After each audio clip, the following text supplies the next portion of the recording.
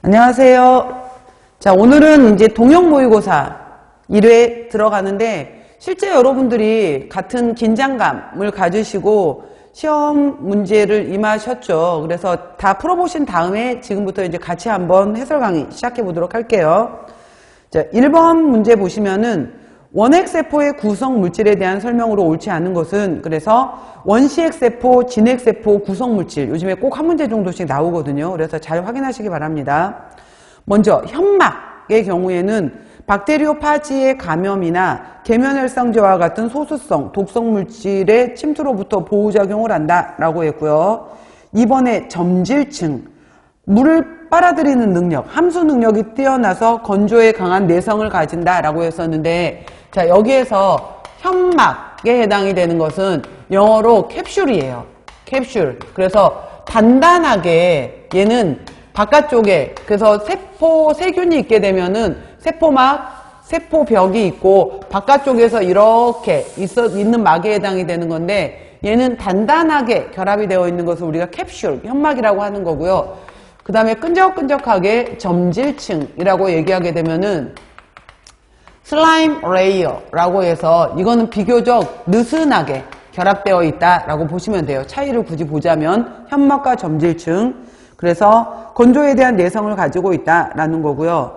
3번 보시면은 편모, 자, 운동성, 그래서 세포막을 기준으로 해서 여기에 기저부를 해서 이렇게 꼬리를 가지고 있다라고 했었고, 세균에 있어서 분류 기준에서 편모의 유무부터 시작해서 편모의 형태, 그래서 있다 없다, 그 다음에 극모다, 속모다, 그 다음에 뭐 양극모다, 그 다음에 전체에서 나오는 주모다라고 해서, 특히 우리가 대장균군을 비롯한 여러 가지 장내세균들은 대부분이 주모에 해당이 되는 운동성을 갖고 있더라라는 내용이 있었죠. 그래서 바로 세균을 나누는 기준에 있어서 그램 염색성을 비롯해서 편모의 유무도 굉장히 중요한 거였다라는 거죠. 자, 플라젤린 단백질이 바로 나선형으로 배열되어 있고, 내부는 2 더하기 9쌍의 미세소관으로 되어 있다라고 했는데, 이 편모의 구조를 살펴봤더니 가운데 두 개에다가 하나, 둘, 셋, 넷, 다섯, 여섯, 일곱, 여덟, 아홉, 이런 식으로 해서 2 더하기 9쌍의 형태를 갖고 있더라. 이거였나? 이거 아니었어요. 이거는 바로 여기 지금 문제를 보시면은 항상 문제를 잘 읽으세요. 원핵세포에 라고 했잖아요.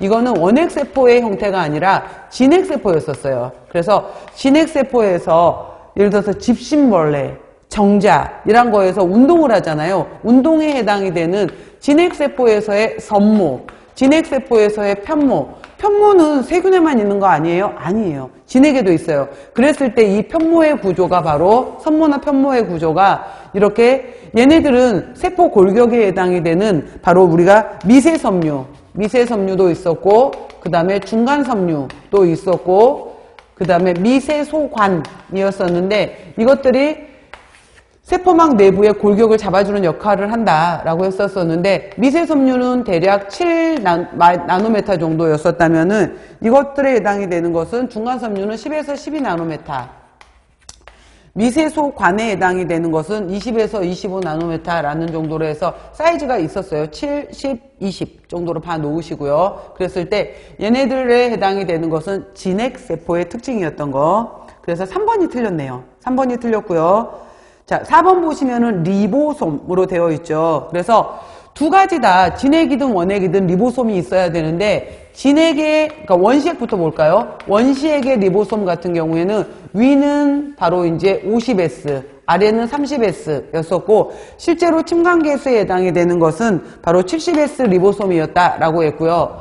진핵세포 같은 경우에는 더 단위가 컸죠. 60S, 40S. 그랬을 때 침관계수에 해당이 되는 것은 80S였다라고 했던 거.